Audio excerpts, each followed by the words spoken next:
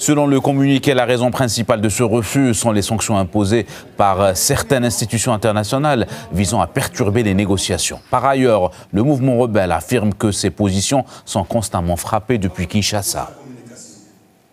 L'Alliance Fleuve Congo exprime ses profonds regrets de constater que certaines institutions internationales s'emploient délibérément à saboter les efforts de paix en République démocratique du Congo et à rendre impossibles les pourparlers tant attendus. Les sanctions successives imposées à nos membres, y compris celles adoptées à la veille des discussions de Luanda, compromettent gravement le dialogue direct et empêchent toute avancée. Cette attitude incompréhensible, équivoque et ambiguë ne fait que renforcer M. Félix-Antoine Tshisekedi Tshilombo dans sa politique belliciste. Dans ces conditions, la tenue des pourparlers est devenue impossible. En conséquence, notre organisation ne peut plus poursuivre sa participation aux discussions.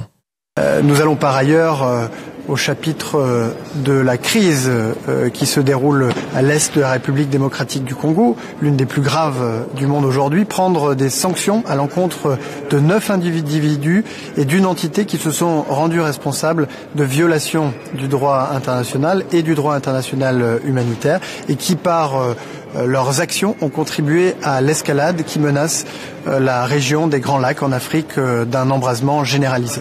Il convient désormais qu'un cessez-le-feu puisse intervenir immédiatement et que par la négociation, la République démocratique du Congo, les groupes rebelles et évidemment le Rwanda puissent tracer le chemin vers une paix juste et durable dans le... Déjà, nous ne croyons pas à cette négociation avant même qu'elle ne commence. Aujourd'hui, le M23 a le soutien de grandes puissances qui font que sur le terrain, de jour en jour, elle est en train de gagner du terrain.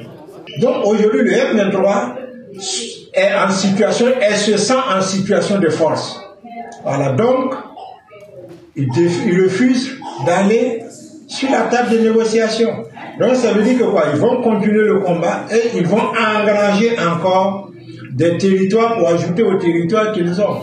Il faut que la jeunesse ait le courage de se réveiller parce que c'est son avenir qui est en jeu. Voilà, c'est l'avenir de toute la jeunesse congolaise qui est en jeu.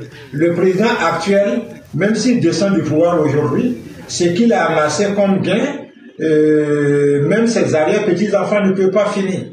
Voilà, donc c'est au peuple congolais maintenant de se lever comme un seul homme, de se faire enrôler dans l'armée, voilà, et qu'il y ait vraiment des gens qui décident de prendre le devant de la scène politique, voilà, pour vraiment se battre comme ils peuvent, pour pouvoir récupérer les territoires déjà envahis par le M23 et tous ses alliés, voilà, et garantir un développement serein au Congo et une paix durable, voilà, à la République démocratique du Congo.